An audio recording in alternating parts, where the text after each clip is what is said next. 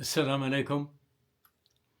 I would like to add a little bit to the video that I sent to many of you and recently posted on YouTube and about Ramadan, and want to wish all of you the best Ramadan that you can imagine.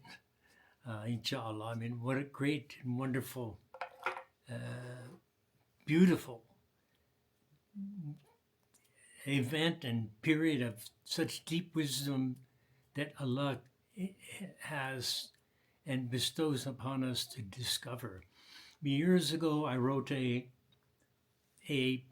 paper, which is unusual for me. Writing's not my forte, but I called it Rooting for Allah. And by the rooting, I was referring to the physiological thing that takes place when a baby is born, in which they make a particular kind of movement.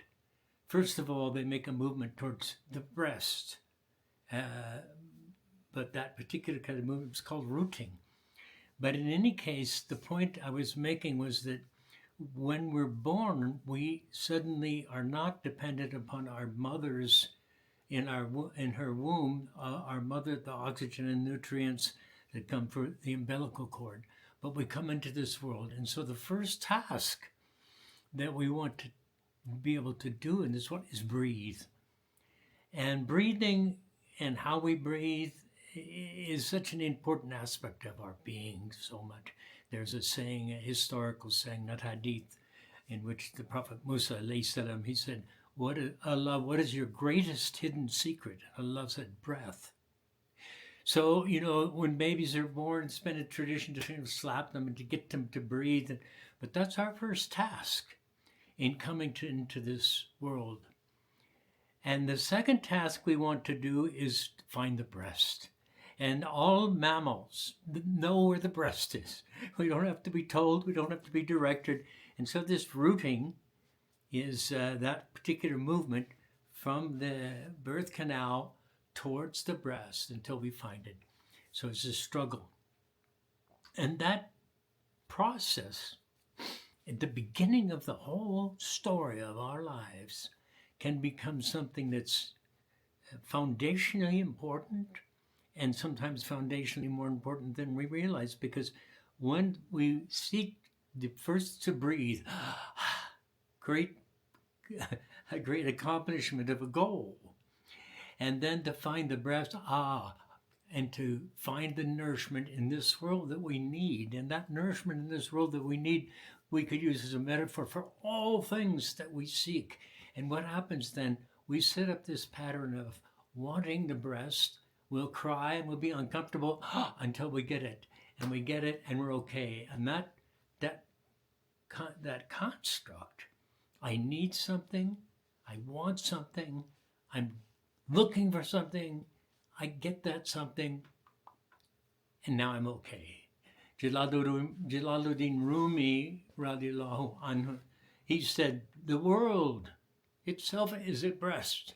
And it becomes that for many of us, that primary, very infantile baby pattern of I need something, I want something, I get something, I'm okay.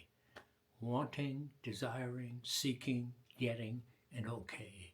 That becomes a pattern for so many people through their entire life. I want a meal, I want attention, I want a Mercedes, I want a bigger house, I want more money, I want someone to love me, I want that breast, I want something, and when I get it, I feel okay.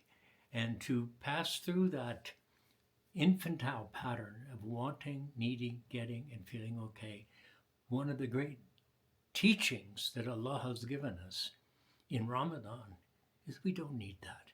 What we need is Allah, and we need to recognize that He sustains us, hasbunallahu wa ni'mal wakil, and that's all we need. And then in His creation, we can have a security of being, and that's our iman, is to feel secure. And I will get the food. Jalaluddin Rumi tells the story about a man who really mistrusted the concept of Allah providing for his risk, his necessities and his provision. And he went and lay down in the middle of a desert and said, okay, I'm not going to do anything, and I'm going to see if Allah has promised my provision, what happens. And of course, in the story that he tells, a caravan happens by, they see the man lying in the desert, and they come out and they force him to drink water and eat food. And that's just his example of how our provisions will be there by Allah if we trust in him.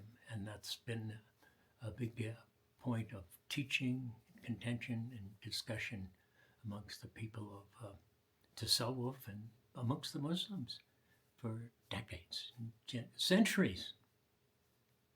So maybe this Ramadan be a time in which you can connect with others, as I said in the previous video, and find that that's a great provision and great sustenance for us. It's a great means of nutrition for us, to hear the voice of a friend, to hear the voice of a relative. And the interesting thing to reflect upon, I believe, is notice how when a friend calls you or a relative calls you, and you can recognize immediately the uniqueness of them by the sound of their voice.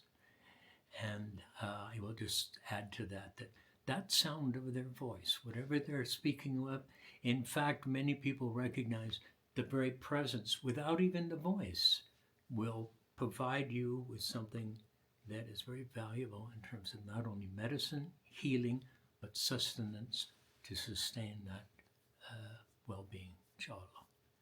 Allah is our Rahman Rahim. Assalamu alaikum.